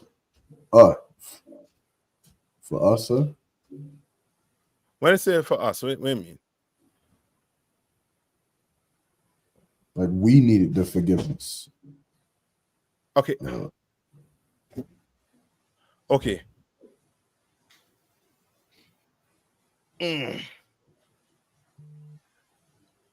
If somebody offend you, right? Let's say a brother offend you, right? Come. You say, I forgive your brother. Who is the forgiveness for? For the brother who offended me. No. Slide, sir. Come on. It's for you. For you. Why? Read it one more time. Come. Verse 19. Dearly beloved, avenge not yourselves. Because if you don't forgive him, guess what you're gonna do? Avenge yourself. You're gonna try to. Come. Avenging yourself don't mean you're gonna hurt the person.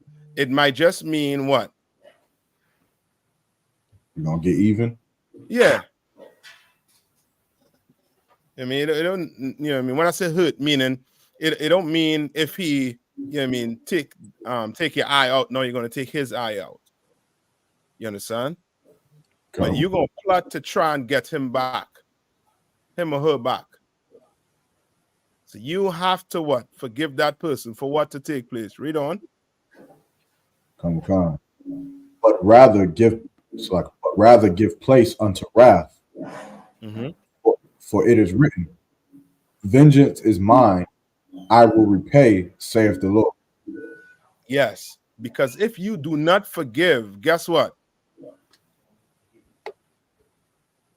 Then the Lord. Come on. That the wrath might fall upon you. Oh, okay, who's the wrath for? So like, sir. Who's the rod for? The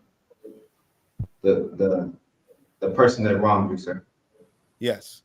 So if you don't forgive that person, what's going to happen? That you might receive the same, well, in a case, the same punishment, sir. Judgment. Well, okay. When they say you can face the same punishment, what you mean? As far as like something will happen to you, sir. As far as like now, if this person wronged me and I don't. You didn't do anything. Right, come. Well, in this case, I did. I didn't forgive the brother or the person that wronged me.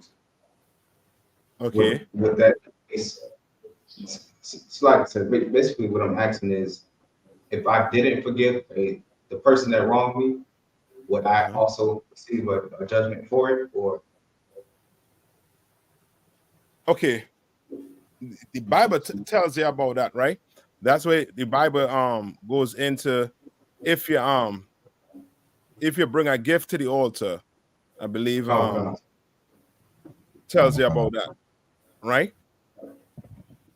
But this wrath that the Lord have for this for the offender, right?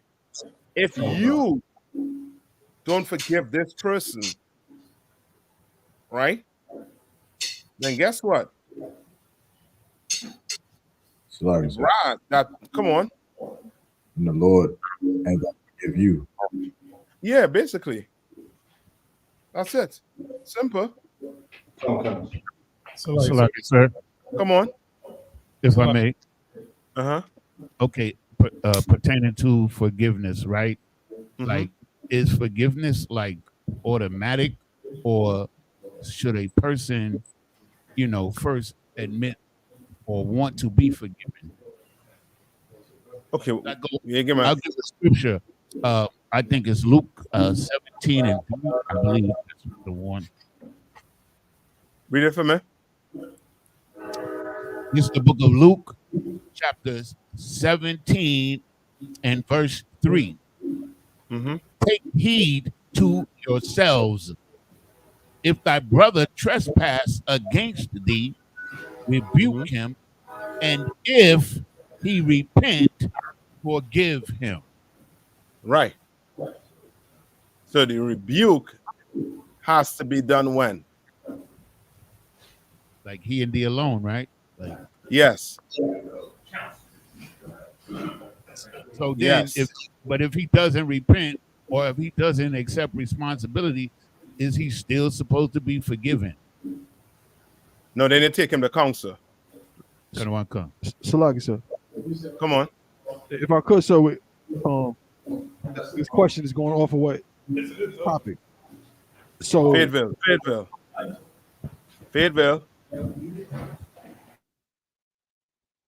Go ahead. Come, sir. So basically, and I think it's what kind of Giannis was getting at as well. As far as forgiveness goes, even though it's for the person that's doing the forgiving, is it not? I believe I heard a general talk about it before. Like, before the forgiveness can happen, there has to be like, what's the word he used? Recompense. Basically recompense. You know what I'm saying? Like, if a woman gets abused, right? Some cat abuse her on the street, right? But he get away with it. You don't go to jail. Nothing happens to him. You know what I'm saying? Does she still have to forgive him like nothing happened, even though he never had to pay for his crime? You know what I'm saying? Versus if he paid for his crime and now it's like, okay, I can forgive you. You know what I'm saying? He actually had to go through something in the end. Or is it like, sorry, sir.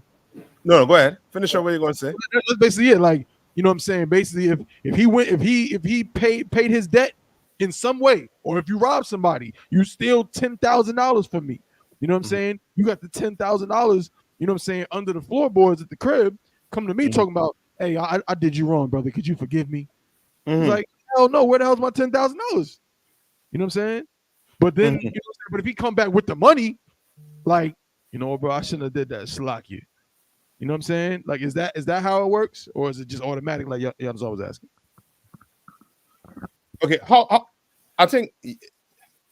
Okay, yeah, Giannis. I think how Giannis I was asking is it different to how you asking from what you asking? If it's different, come on. So, like I said, if I may, Thought one, you can tell me if I'm wrong. I do believe that somebody asked the general. They asked like, what sin is like a sin that is unforgivable, and the general responded by basically saying, all sins are forgivable, but some sins you have to pay for more than others. Yes, so I guess yes, of course. So I guess like what Tabawan is asking again, correct me if I'm wrong, but before you can be forgiven, do you have to pay for that sin first, or for Before? that common concept? Okay, before the sin. Okay, come on. Okay, when it's about paying for a sin, it's not talking about something like a debt. You pay a debt back. You paying for a sin, meaning like, you know, this is I get what they're trying to say. Like a person, somebody wrongs you, did something despicable. Like usually justice has to be had before a person can forgive. Right. Right. So the case with a brother, you know, that's what you said, counsel. Take him to counsel. If he don't hear you, the counsel says he right or wrong, and it goes from there. What's bound on earth is bound in heaven, and then the Lord, the angels will deal with it. However, when you start talking about, you know, like what Christ forgave on the cross, he told people forgive them for them what they do. They crucified him. Did all kind of men of evil, and we're supposed to be Christ-like. We're supposed to walk in the order of Christ. Brothers we so hard we don't want to forgive at all. We try to find reasons to not forgive. If a woman is sexually assaulted by a man, those are one of those justice things where, yes, in order for her to forgive him, she has to feel like justice has been served. But this is something like a sexual assault. Say talk about money owed, or a brother killed your pit bull, ate his pit bull, or a brother took 10,000 from you or something. That's how is he going to pay that unless he pays it back? Like how you can't forgive him? You just don't want to forgive. So okay, not forgive. Correct. Now go back to Romans 12 and 19. Common concept. Read it through. So Romans right, I'll try my best to get everything in. All right, come on. Romans chapter 12, verse 19. Dearly beloved, avenge not yourselves, but rather give place unto wrath. Right? Simply what? You can't take revenge. Right? You cannot take revenge. There's no revenge. Somebody did you wrong, you're going to have to do what? You're going to have to follow the protocol that's in this school. You understand? Right? Read on. For it is written, vengeance is mine. I will repay, saith the Lord. Right? The Lord say he is going to pay. So now, just think about it this way also too. Right? And the reason why the Lord say he's going to pay, meaning somebody do something, it ain't like ain't no getting away with it. Ain't no, you know what I mean, do something, offend you, and then that's it. They're going to get paid for it. They're going to have to pay for it. You understand? It's like, sir. Come on. I was looking at that verse, and you talk about if you give place, if you don't allow that place, then whatever wrath that the Lord or whatever vengeance that would happen, because you decided to take it upon yourself, like you took away that place where the Most High could have vengeance against, that you could receive that justice. You took it upon yourself to remove that place for the Most High to, you know what I'm saying? Yeah, you stole from the Most High to really show like who he is. You understand? It does it go back into like the oppressor, like the Lord told us, don't you put your hand on the oppressor, because you harm him, you gonna get it sevenfold or whatever, right? Yes. So with the most, when we talking about dealing with the oppressor, Like the Lord going, you going out and shooting at an oppressor, they ain't gonna do nothing. But we talking about thermonuclear warfare. That's something. Yeah. But we give place by changing our lives and allow the Most High to do His job. I mean, Salakia, you know what I'm saying? Let His vengeance be, you know what I'm saying, displayed on the earth. That's or it. Whatever brother or sister that wrong you. Yes. You understand? That's it. And this is mainly basically okay.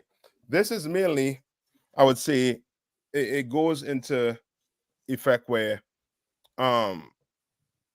with tab one's example with the whole stealing from you. You understand?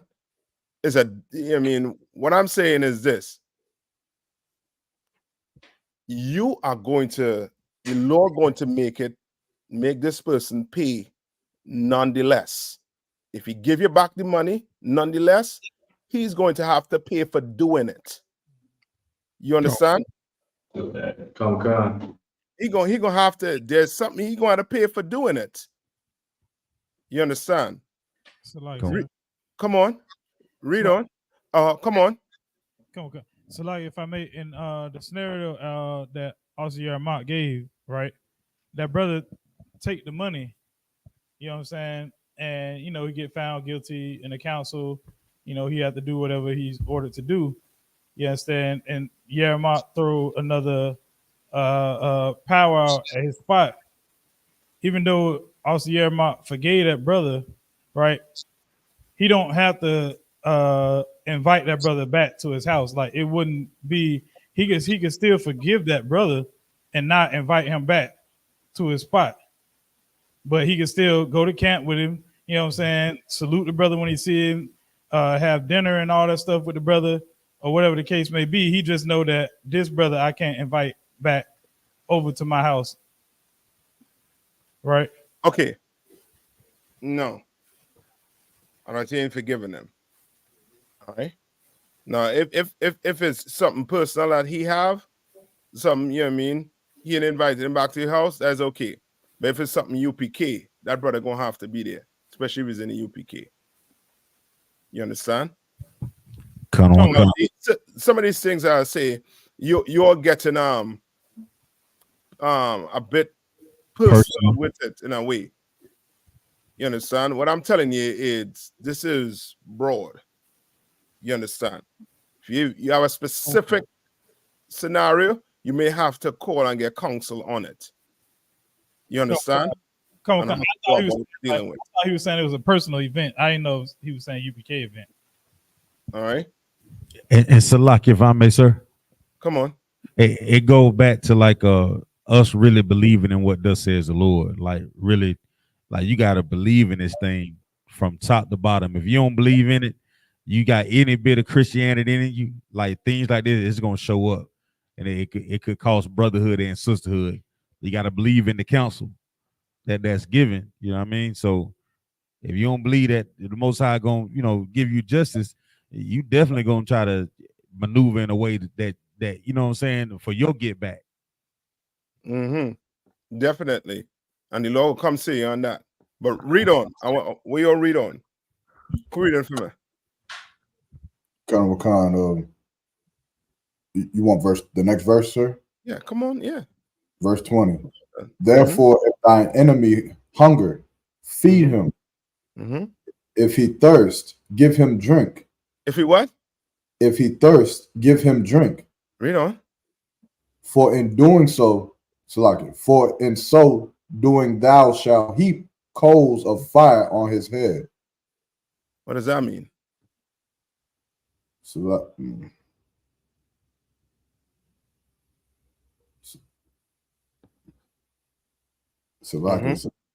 Come on. I hate to say, this sounds like kind of Christian, but is it kind of like killing him with kindness or with love? I ain't gonna say it like that, but you know what I mean. I would just say you know what I mean. This is you totally forgiving the brother. You understand? You totally forgiving them. You understand? And you're not treating them with no type of animosity. Nothing like that. Right? You are doing what?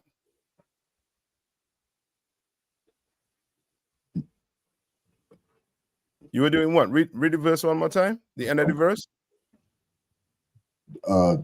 For in so doing, thou shalt heap coals of fire on his head. You heaping what? Coals or what? Fire on his head. Yes. Meaning what? Salaki, Come on. The fact that you did not take vengeance means you put in the trust of the Most High to get his payback or vengeance. And you're heaping those hot coals on his head, meaning his punishment is getting worse and worse. Yes. You do not take vengeance, because you know how Judahites are, especially Judahite. We want stuff to happen right now. She got to die now. I'm guilty of that. I know how that feels. But this brother got to pay now.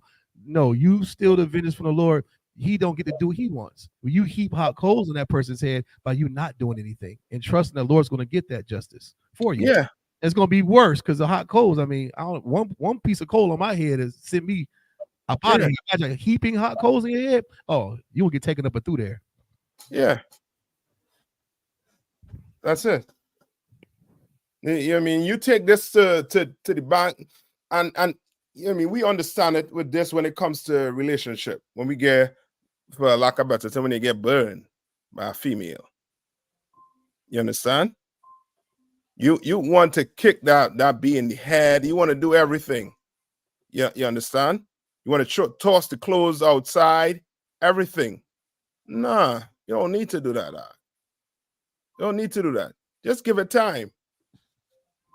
Just give it some time, and you'll see. You'll see what the Lord gonna do. You understand? Like, don't ever think that, you know what I mean, that vengeance or justice is coming on your time or my time. It's on the Lord's time. Let's give it time. All right.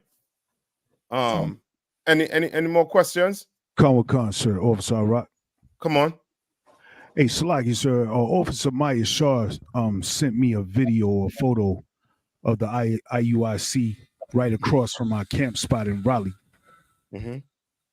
And they haven't camped today. And I just wanted to know, can camp be done any day of the week? Yeah. It's not like delegated just for the Sabbath. Okay, it's not just delegated for the Sabbath, but because of our protocols, we're gonna have to request it. We might have to pass special requesting. Con. We gotta pass special requesting. Con. What Christ said? One thing. Once in we spot, they're across the street, right? Con, sir. That's good. That's good. Once you're not on our spot. You know what I mean? And if you want, as I say, just put the request in and we'll see what could be done. All right. Talk to me after. All right. Any more questions in the chat? I know we're coming up on the chat. Come on. There's some questions that's kind of going back into topics you already discussed. Come on. I'll read them. Salaki. From Thakawan says, Salaki, sir, what is the difference between being the dead versus your soul being separated from your body when you die? This pertains to the earlier topic on God not ruling over the dead. All right. Okay. Now, when it says God is not a God of the dead, all right, what does that mean?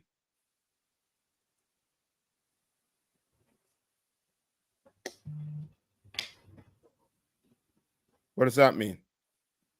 Go to that verse one more time. Salaki. Come on, go ahead. Just taking a shot. I mean, I kind of get it. Maybe was that talking about in his context, meaning the God of the dead, meaning that's not talking about the state of being unalived. Is that talking about, you know, how it says the dead, like the walking dead, meaning their God is Satan. It ain't the Most High. If a brother is celebrating Christmas and all that, that ain't his God. Like, just because you're alive don't mean the Most High is your God. Okay. Like no man can serve two masters. He will serve the Most High or Satan. So if you're not in here, who the hell you serving? Like he's not the God of the dead. That don't mean we're his people, but I mean, is that right, or am I kind of missing the context? No, of the okay. Now taking it a little too. Okay, I see what you said. Salaki, if I may, sir. Just go to the scripture for me. All right, and just to give 1 minute, just to give context to it, right? When it's this is I believe when the disciples went up I think it's either on a mountain and saw Christ, and they saw they saw go to the scripture. Wait, Elijah. So, yeah. Like you talking about the God of the dead? The scripture? This is the book of Matthew, chapter 22, verse 32. I am the God of Abraham and the God of Isaac and the God of Jacob. Skip up. Where you at? The book of Matthew, chapter 22, verse 32. Matthew 32? 22, chapter 22, verse 32. Start at verse 31.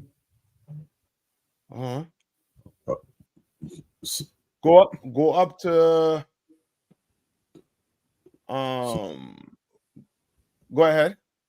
I think this is of the when the Pharisees were trying to cut Christ on with the woman with the 7 husbands. Yes, that's it. Right, with the woman with the 7 husbands. So read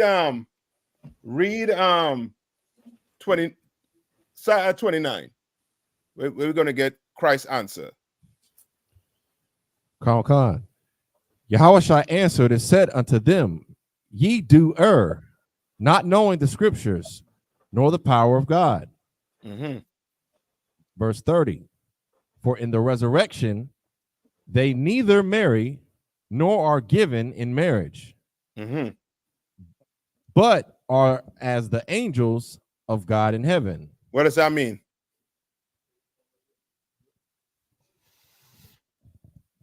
Salaki, meaning follow orders, sir? Yes, very good. Because the angels what? Follow order. You understand? The angels, just like the angels follow order, when you die in the spirit, go back to the Lord, your spirit do whatever the Lord say to do.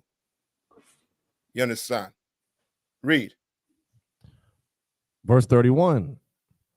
But as touching the resurrection of the dead, have ye not read that which was spoken unto you by God, saying, verse 32, I am the God of Abraham and the God of Isaac and the God of Jacob.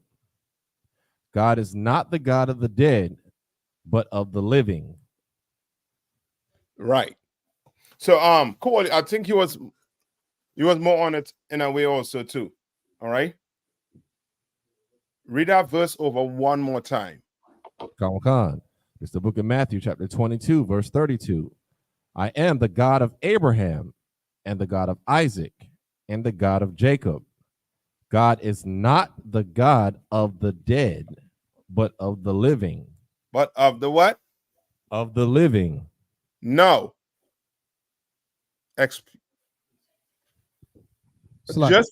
Go ahead. It's about reincarnation. My bad. I ain't mean to cut you off, Cap. No, you good. These people are back again. Meaning, Abraham, our forefathers are back. Meaning he don't die, just be dead. This is not a God of. He's reinforcing the concept that we call regeneration or reincarnation. Okay. Yes, you're correct. No. Do Christians believe in the resurrection? La, sir. No, they don't, right? La. So to them, the Bible had to be the book of the dead, right? Because Matthew what? Died. Right? Yeah, come. John. Out of here. Peter. In the dirt. Yeah, all of them. So like I said, come on. This won't be short. So because I believe Christians would say that they do believe in the resurrection of Christ, but is it a difference between the resurrection and reincarnation? Okay, according to the Bible, there's no difference. Why? They believe Christ was resurrected, right? Because they saw it, they see it in the Bible where it says what? Christ was what? Resurrected on what? The third day. Right? But their concept of resurrection, it only stops short with Christ. It doesn't go to everybody. You understand? So when they read this, right? When they read this touching on resurrection, to them, it's more so I forget how the Christians look at this, but they don't look at it as being reincarnation. They do not. They don't. You understand? That's why when it comes to the dead parents, where do they be? On All Souls Day. They be at where? The gravesite lighting a candle. You understand? On the day their family member died, they go to the gravesite and what? Put flowers and do everything. The whole work. You understand? That's because they don't believe in resurrection. They believe in what? Death. What do they believe in? Heaven and hell. No, they believe in the dead. Okay. You understand? They think that they don't believe in resurrection. You understand? They don't. So why would you be at a gravesite praying for daddy? Is his spirit down there? Only because you believe in the dead. Yeah. Right? But Christ is saying what? The God of this Bible is not the God of the dead. Right? Meaning reincarnation is real, resurrection is real. Christ is not the only one who going to resurrect. Who resurrect from the dead again too? Elias, sir. Elias. Yeah. Right? John the Baptist. Right? No, go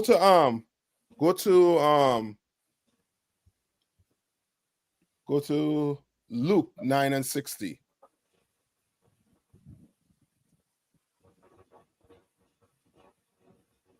So like you still got it, Officer Darash? So like you said, 16? No, 60. Okay, I got you. This is the book of Luke, chapter 9, verse 60. Jesus said unto him, let the dead bury the dead. Let the what? Let the dead bury the dead. So who's the dead burying the dead? So like you said. Come on. The dead are those who are not in the truth. Mm-hmm. The dead that they're burying are dead, like the dead that physically passed on. Yes. Physically passed on. You understand? That's it. That's the person who physically passed on, and the person who is dead to the truth. Spiritually. Yeah, spiritually. Right? Christ is saying them, let the dead bury what? The dead. Okay. Now when the Most High say what he's not the God of the dead, he is literally meaning what? What is he talking about? He's talking about what? Reincarnation specifically. When he say he is not the God of the dead, meaning when you die, you come back on the earth. You come back. This year, Christ is talking about you being dead to what? To the truth, spiritually, and you burying a family member that is actually what? Dead. Physically dead. Physically dead. All right. I hope that sister, that was good. All right, next question.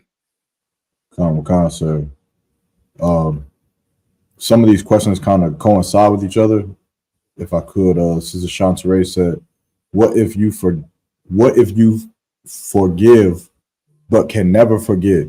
You always remember, you always remember what that person did to you, so you take precautions to safeguard yourself for future reference. And sir, if I could, just to add Sister Najee question is kind of the same, but it says, what if a family member or friends and they constantly keep doing you wrong, such as abuse and etc., would it be wrong to take precautions in the future? Okay. Let me answer Sister Shantaray first, right? Then we get Sister Najee. So say it one more time. Sir. What if you forgive but can never forget? You always remember what that person did to you, so you take precautions to safeguard yourself for future reference. Okay. What if you forgive but cannot forget? What road you're going now?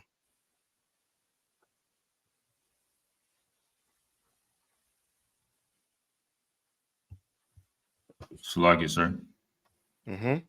Let's say a road of unforgiveness or sin, or a bad road, I guess you say. Yeah, you right when you say a bad road, meaning when you forgive, you're going to have to do what? You're going to have to act as if it what? It never happened. Never happened. You're going to have to act as if it what?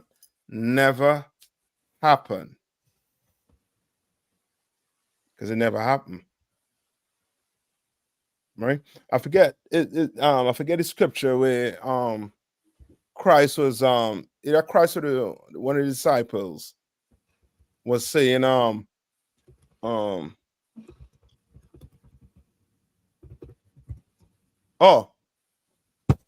how could I forget the Our Father? What do we say in the Our Father? To forgive Forgive our trespasses, or forgive the trespass against us. Say that one time. Forgive us of our trespass. Forgive us of our debts as we forgive our debtors. Yeah. It's a lot, sir. Just to compound the question a little bit. So, if I'm in the world, my name is Marcus, and someone did me wrong, but I come into this truth, I come into the school, do my time, become a new person.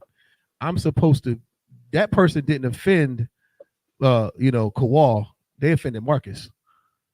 I don't even, you know what I'm saying? Like that's the mindset I kind of had to use too when even thinking about forgiveness and all that type of umbrella. Like, you're a new person, a new creature. Old things are past. That's right. Work is past. So you're still in the world then, kind of, if you still care that this person is they live rent free in your head, you're not always in here. Yes, that's correct. That's as simple as you could put it. You know what I mean? And then, as I say, that is it in a broad way.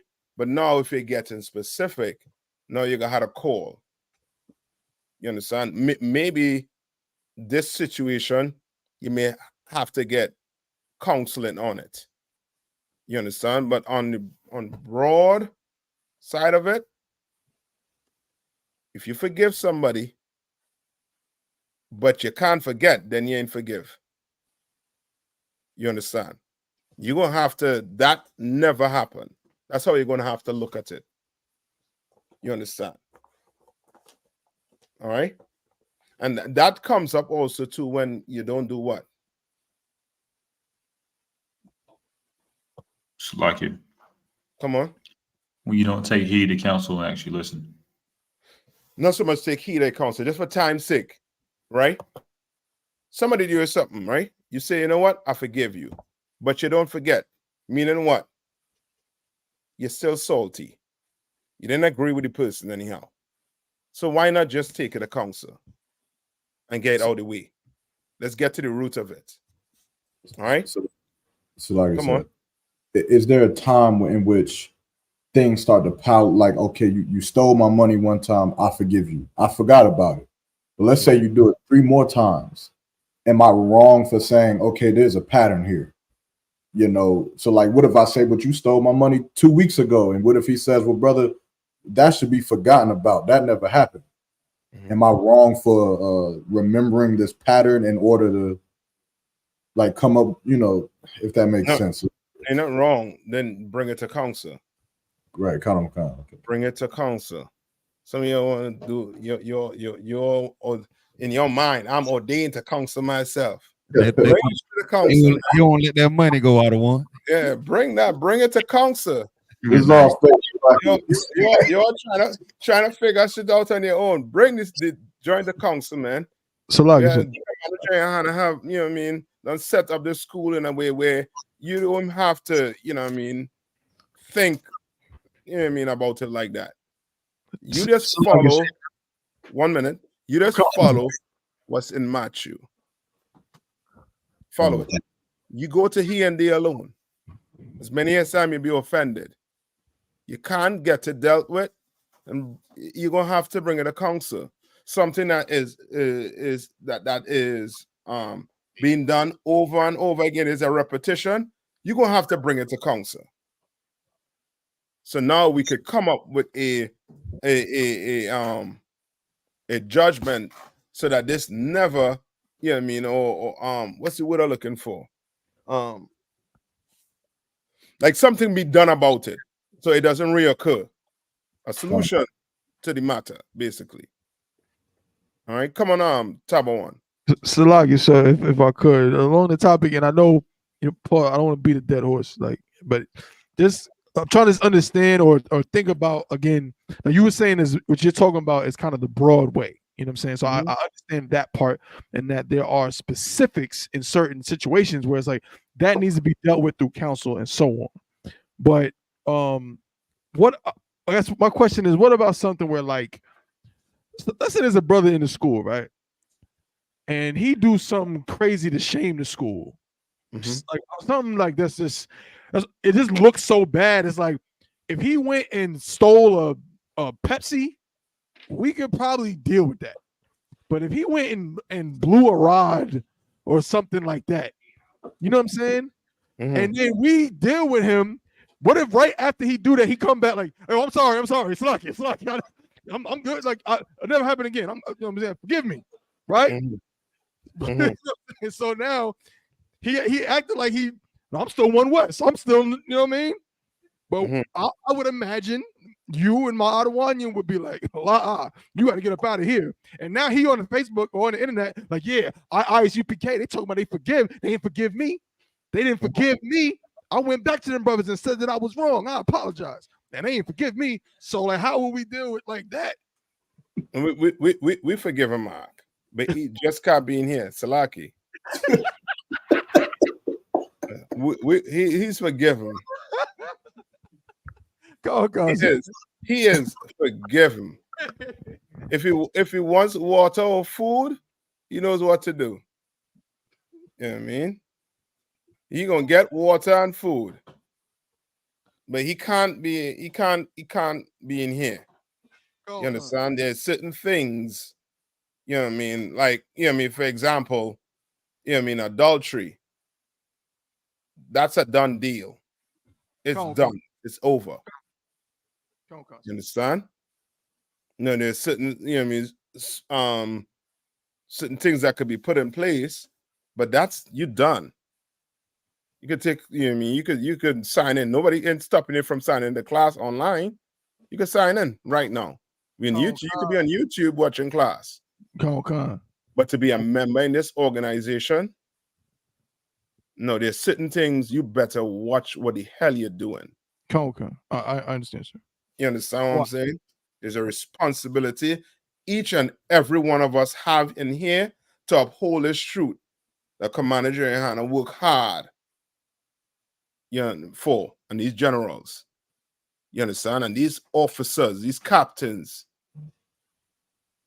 you understand, work very hard to keep up the integrity and the morality of this school. You understand? And I'll be damned if some Christian, you understand, want to, you know what I mean, suck on whatever, you know what I mean, and say, you know what I mean, you'll do that out there. He's done. We forgive your brother. We forgive your sister. You understand? Just because of time, right? Sister Najee, I'm gonna get back just to answer the short end of it is yes, you should take precautions. All right. We don't tolerate any type of abuse in this school. We don't have, you know what I mean, likewise, you know what I mean, for brothers and sisters out there in the world. You shouldn't tolerate it also too. You understand? You come in here, you definitely gonna learn how to deal with it. But you know what I mean, on a whole, take precautions. You understand? And if it's something specific, you give the camp leader a call. All right. Deal with that situation. Any more questions? If not, I'm gonna pass the class over to priest and officer. Who is this? The Rash? The Rash Amat, sir. The Rash Amat. All right. Men of Israel, Majum.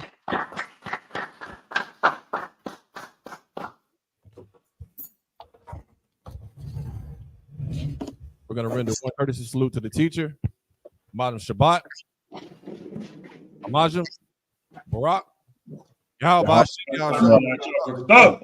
Yahushua Brakatham.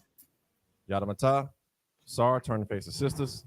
Sisters, Amajim, men of Israel, we're going to render one courtesy salute to the sisters, Amajim Shabbat, Amajim, Barak, Yahweh Yadamatah. Yadamatah. Sister Yashab means to be seated. I.S.U.P.K. security announcements. We are the I.S.U.P.K. sought out of 1 West, 125th Street, Harlem, New York. Back a little bit, the Rash. Step back a little. Yeah, good, right there. That's good. Mm-hmm.